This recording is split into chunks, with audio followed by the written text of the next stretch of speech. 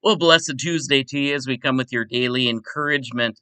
And we are continuing in the book of Revelation. We are at chapter 2, which deal with the specific churches to which the book is written to. Remember, we have the church general, the church triumphant, the church in heaven, and we have the specific churches.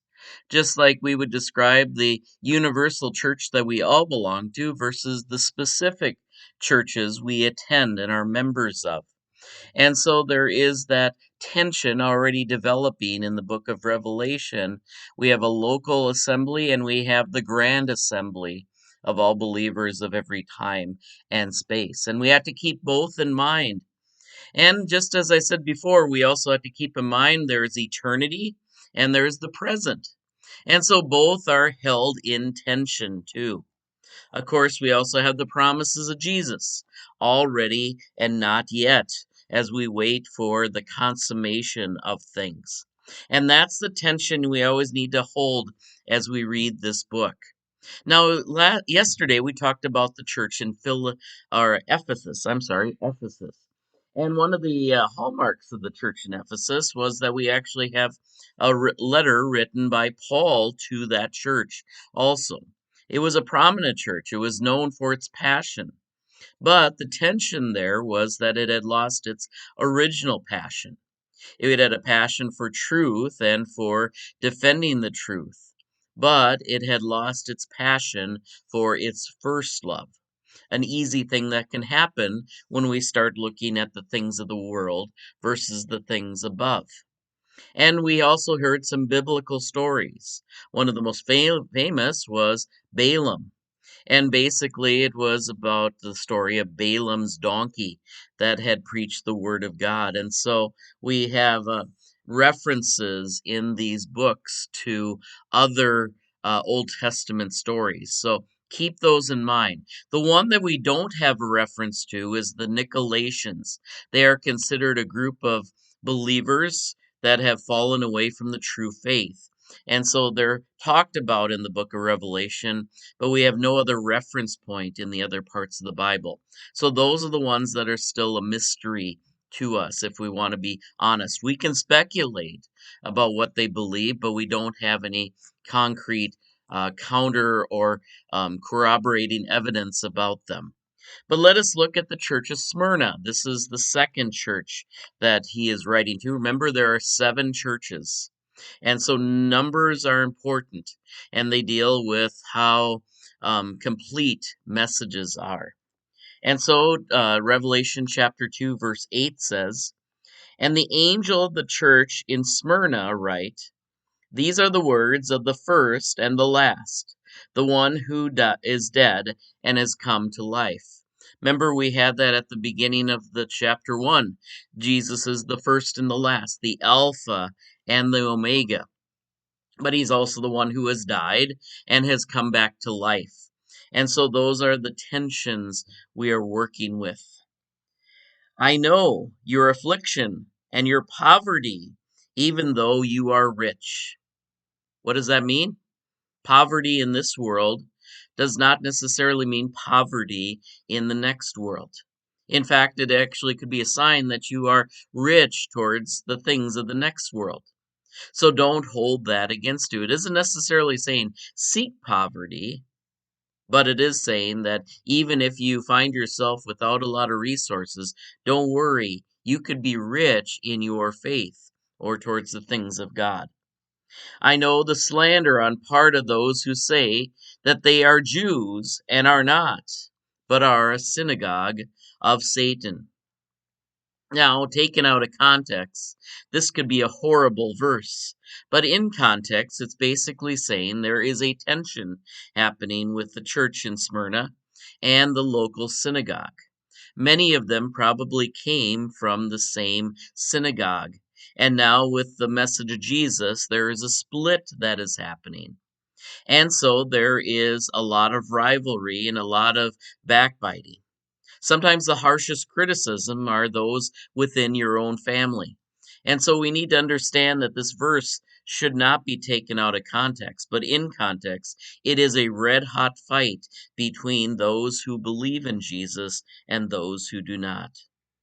Do not fear that you are about to suffer. In other words, you're going to suffer the things that Jesus suffered. You're going to be tested as Jesus was tested. And this was considered not a sign of weakness, but a badge of honor, according to not only the book of Revelation, but to a lot of the New Testament.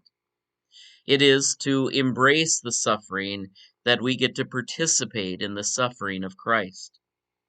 And so it says, do not fear, you are about to suffer. Beware, the devil is about to throw some of you into prison so that you may be tested. And for 10 days you will have affliction. In other words, a row of persecution is about ready to come in Smyrna. And this was common in the Roman period, in this period for Christians. They were considered an untested sect of Judaism. Yeah, sometimes they would try to fall under the cover of Judaism as a respected faith, an authorized faith. In Russia today, that's actually the status you have. Um, People who are not Russian Orthodox but have been grandfathered in, the Russian government will recognize them. But if you are considered a new faith or a sect coming in, you are considered unauthorized and could be thrown into prison. And that was typically what was happening even there. The Lord is telling them, stay strong. It will only last 10 days. It will be a momentary affliction. Be faithful unto death, and I will give you the crown of life. Another euphemism for endurance. Staying strong to the true things. Let anyone who has an ear listen to what the Spirit is saying to the churches. Jesus said that in his earthly life, and he says this in his heavenly life specifically. We have ears, but it is a question of, are you listening? Are you listening for the things that are true? And he says, whoever conquers will be harmed, no, will not be harmed by the second death. Now, we've talked about conquering. Conquering is considered faithfulness. It's not considered military conquering. But the word second death is something that will be expanded on as we get into the book of Revelation. The first death, of course, is the death that all of us experience when we die. But there is something in the book of Revelation called the second death. And it's referred to in other parts of the New Testament, but more openly in the book of Revelation. Second death means that you have been brought back to life for judgment, as all the world is to be brought back to life. Those passages where Paul says, every knee will bow, every tongue confess that Jesus is Lord. That is considered the resurrection from the first death. But the second death is the warning for those who do not conquer, those who are not faithful. There is a punishment that means permanent death. And that's usually what second death is referring to when you read it in the book of Revelation. So don't be confused by these words. They're building off of each other. And the references are to specific points here. Once again, the message is about the same as it is to the church in Ephesus. What we have here is actually a faithful congregation that is having outside forces. Now, notice how it is not saying that they have lost their first love. That happened in Ephesus. It is not happening in Smyrna. Almost all of their attacks are coming from outside of the fellowship, not inside. That's not saying that they didn't have tensions there. It is the encouragement of the Lord for that moment, who is the first and the last, who walks among the lampstands. And that is a reminder to us that these are messages for different times and different places, encouraging us to conquer and also encouraging us to persevere through suffering. Take care. God bless you today.